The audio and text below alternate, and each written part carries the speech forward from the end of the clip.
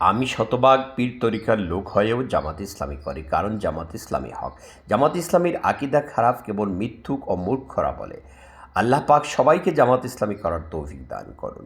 জামাত একটি দেশপ্রেমিক এবং হক্কানি দল। তারা অমুসলিমদের জন্যও কাজ করে, কারণ যেভাবে ইসলাম সবার জন্য, তাই জামাত ইসলামী সবার জন্য।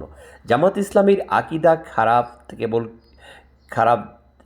কেবল তারাই বলে যারা জামাত ইসলামী সম্পর্কে জানে না। জামাত ইসলামীর আকিদা কী সেটি তাদের গঠনতন্ত্রে দেখে নিতে আমি তাদেরকে অনুরোধ করব, কারণ আমিও বিরোধী ছিলাম। দেখুন, জামাত ইসলামী একজন জনের বিপদে তারা অন্যজন চলে আসে, চাই সে অমুসলিম হোক।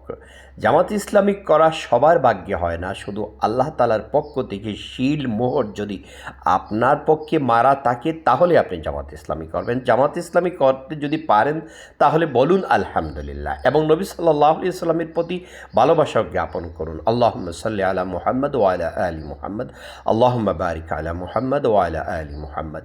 জামাত ইসলামীর বিরোধিতা আপনি করতে পারবেন, কিন্তু জামাত ইসলামী করার মতো সৌভাগ্য আপনার হবে না।